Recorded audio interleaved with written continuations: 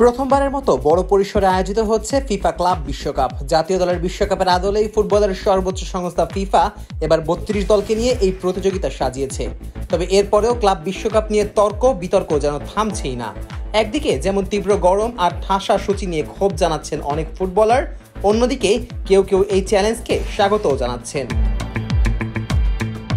এই দুই ভিন্ন মেরুর অবস্থান যেন আরও স্পষ্ট হয়ে উঠেছে বার্সেলোনার রাফিনিয়া ও বায়ার্ন মিউনিখের টমাস মুলার এবং হ্যারি কেইনের কথায়।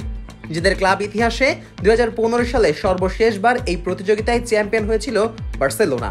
এরপর ১০ বছর পেরিয়ে গেলেও কপালে জোটেনি আর ক্লাব বিশ্বকাপের শিরোপা জয়ীর তকমা। ৩২ দলের আয়োজিত এই বড় পরিসরের ক্লাব বিশ্বকাপেও খেলার যোগ্যতা অর্জন করতে পারেনি কাতালানরা। তবে অংশগ্রহণ করতে না পারলেও এই টুর্নামেন্ট নিয়ে এবার সমালোচনায় মুখর দলটির তারকা ফরওয়ার্ড রাফিনিয়া। সম্প্রতি এক অনুষ্ঠানে তিনি খোলাখুলিভাবে সমালোচনা করেছেন ক্লাব বিশ্বকাপের সম্প্রসারিত এই সংস্করণের। যদিও তার দল এই টুর্নামেন্টে খেলছে না, তবু খেলোয়াড়দের ছুটি কেড়ে নেওয়া আর পরামর্শ না নিয়ে এমন সূচি তৈরি করা নিয়ে তীব্র অসন্তোষ জানিয়েছেন তিনি।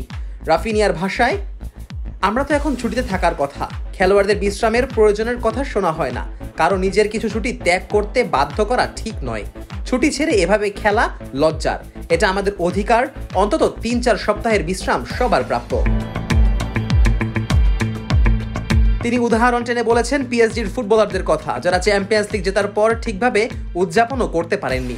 এরপর জাতীয় দলেও যোগ দিয়ে ক্লাব বিশ্বকাপে খেলতে নেমে পড়তে হয়েছে তাদের, অর্থাৎ তাদের বিশ্রামের সুযোগই মেলেনি।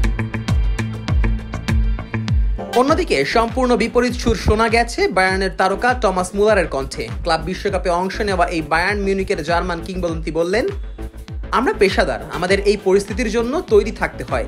৩৬ বছর বয়সী আমি যদি ৯০ মিনিট খেলতে পারি এই গরমে, তাহলে অন্যরাও পারবে, কোনো অজুহাত চলবে না।